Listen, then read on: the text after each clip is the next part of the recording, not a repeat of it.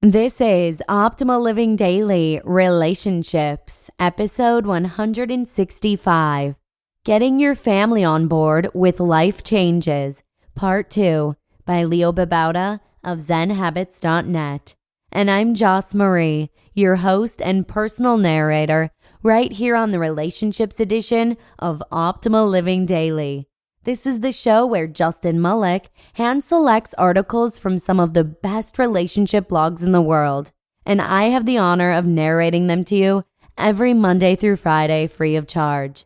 Today, I actually have the second part of a 2-part mini-series by Babauta of Zen Habits, and&nbsp.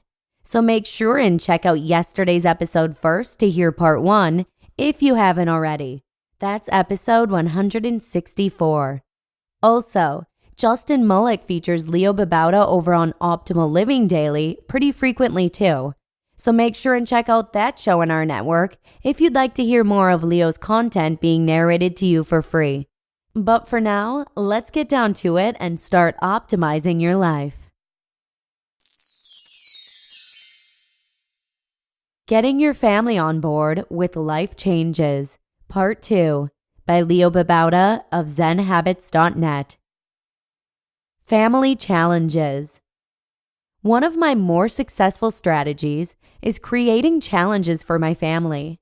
They aren't required to do the challenges, of course, but sometimes people like the opportunity to rise to a challenge, and they like making changes with others.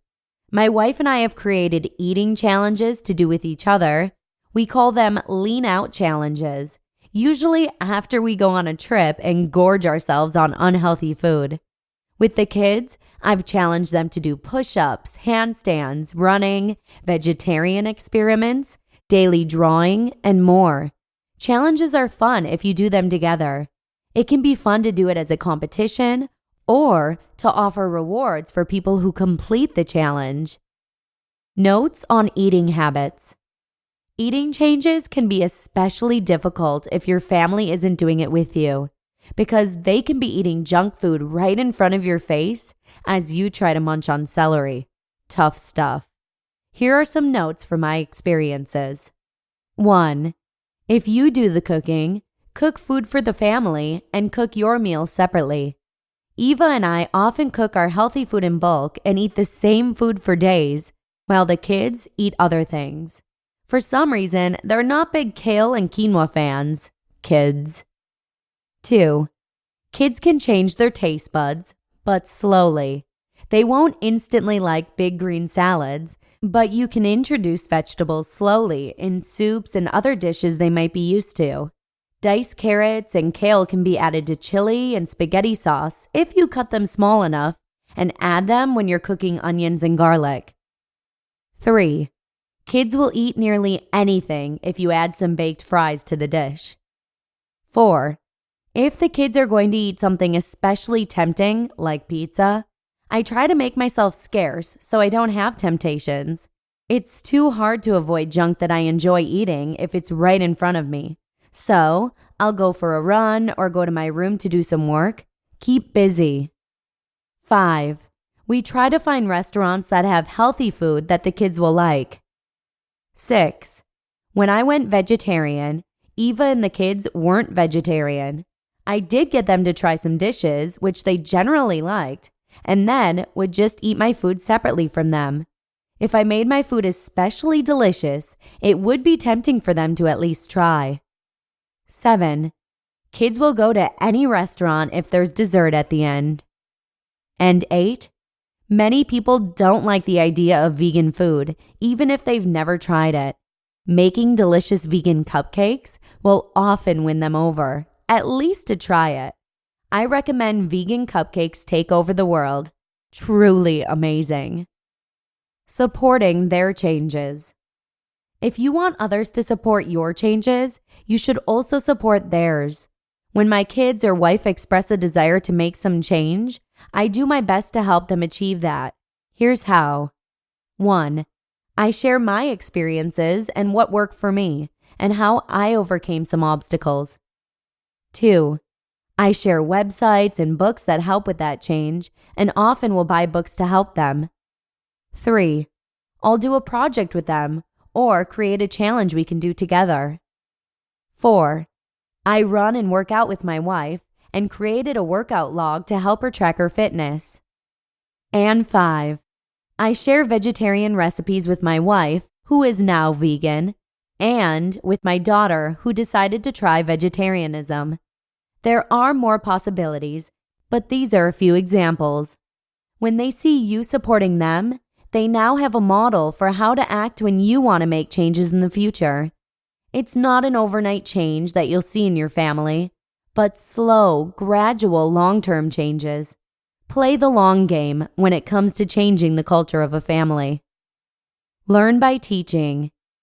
The best way to make changes yourself is to help others. That means supporting them when they want to make changes, sharing the changes you've made, and teaching them what you've learned. Showing someone how to do something cool after you've learned how to do it. You are teaching by making changes and sharing those changes with your family. They might not care about learning at first, but they will over time. And when you teach, you learn more and more, as I am now sharing with you. You just listened to part 2 of the post titled, Getting Your Family on Board with Life Changes by Babauta of Zen Habits, and&nbsp. I know I've said this before, but I'd like to say it again, just how grateful we are to feature Leo's content so frequently here on OLD Relationships. His work is so uplifting and inspirational, to say the least. So, if you'd like to hear more from Leo, you may want to go ahead and check out Optimal Living Daily. Optimal Living Daily and this show are actually just 2 of the 5 shows in our network. We also have Optimal Finance Daily, Optimal Health Daily, and Optimal Business Daily. To check out one or all of the shows, simply search for Optimal Living Daily from wherever you're listening to this show, or come by oldpodcast.com/listen. And that's all I've got for you today. Thank you so much for listening, and I hope to see you again next week with a 5-part series from Steve Pavlina, all about attracting quality relationship partners, where your optimal life awaits.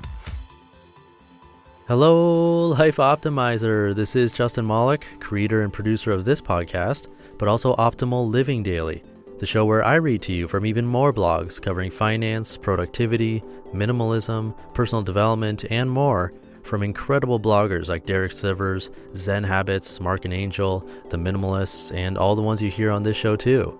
So if you enjoyed today's episode and like taking amazing blogs on the go, come on over to Optimal Living Daily and subscribe to that one too. And together, we'll start optimizing your life.